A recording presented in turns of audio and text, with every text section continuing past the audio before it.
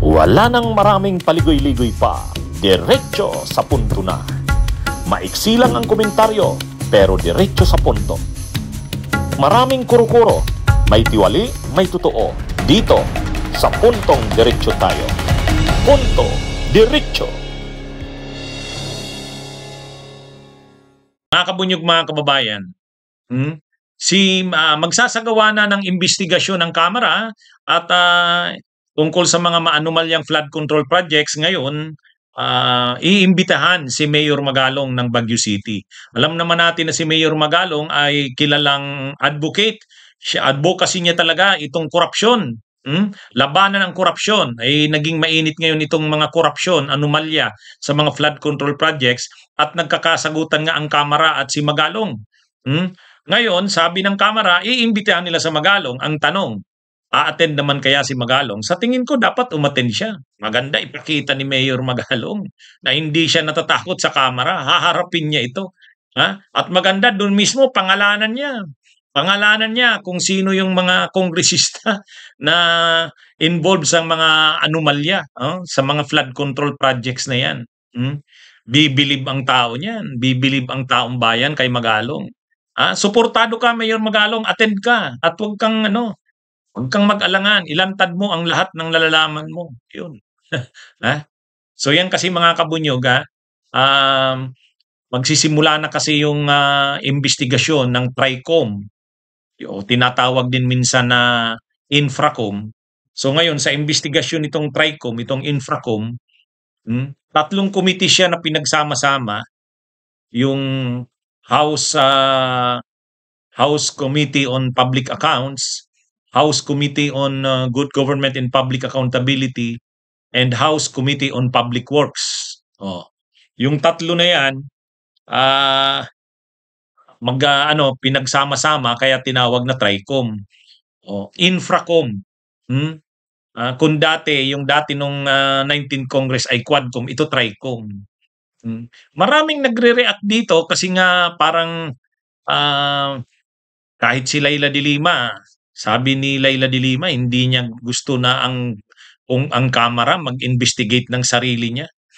Hindi naman, kasi marami talagang mga kongresista ang mapapangalanan dyan at involved yan. Ngayon, ang tanong, willing ba sila? Handa ba sila na ilabas talaga ang mga pangalan? O ngayon, ang sabi ng TRICOM, iimbitahan nila si Mayor Magalong. Kasi si Mayor Magalong may grupo si Mayor Magalong yung Mayors for Good Governance.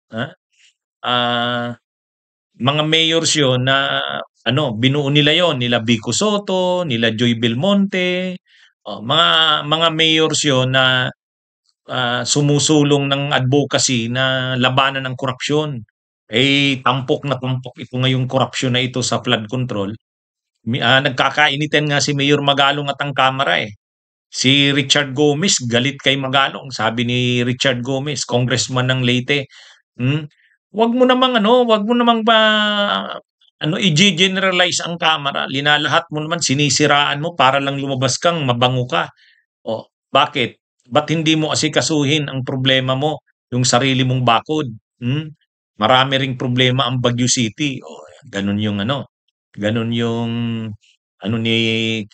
ni Goma, ni Richard Gomez. At kahit sila Congressman Benny Abante, humihingi sila kay Magalong na mag-apologize kasi wag naman daw dapat linahat. Kasi parang sinabi daw ni Magalong na ang buong Kongreso o Kamara ay mga corrupt, involved diyan sa mga anomalya na yan. So sabi, mali naman daw yun. Dapat mag-apologize si Mayor Magalong. Yun din ang sabi nila Congressman Adjong. Ginamit kasi ni Magalong na muro-muro lang yan magiging pagdinig na yan. Di galit si Adjong kasi muro muro-muro. Muro sila bangsamuro.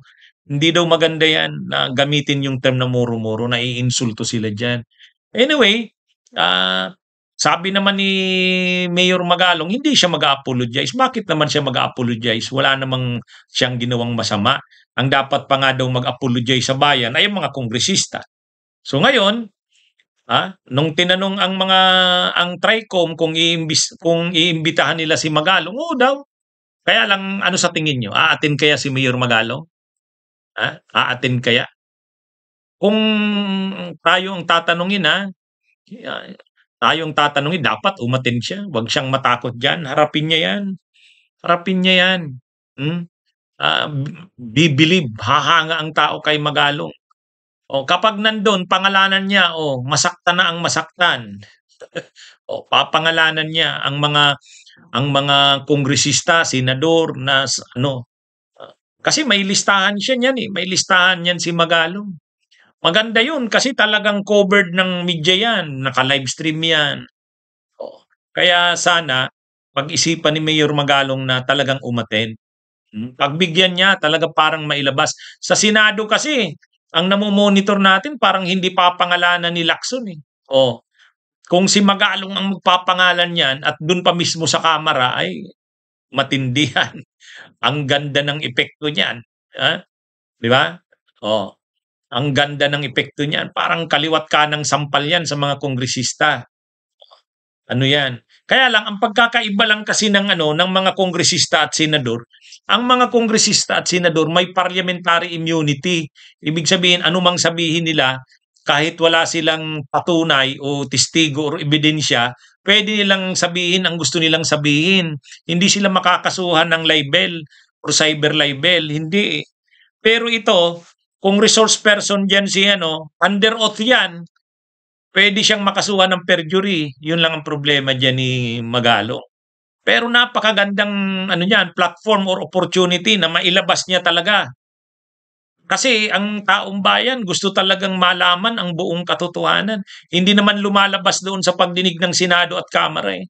Panay contractors lang at DPWH ang doon lumalabas.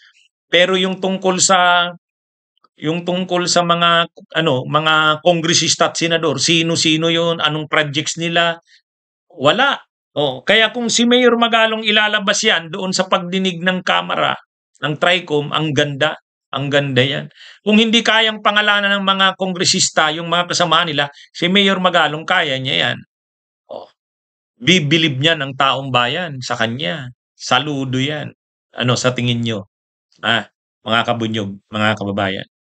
Bunyog, bunyog, halikan na kasama ka. Bunyog, kapag buklod ay may pag-asa. Luzon, Visayas, Mindanao, isa ang pananaw. Sa bagong Pilipinas ang bunyog isisigaw. Bunyog.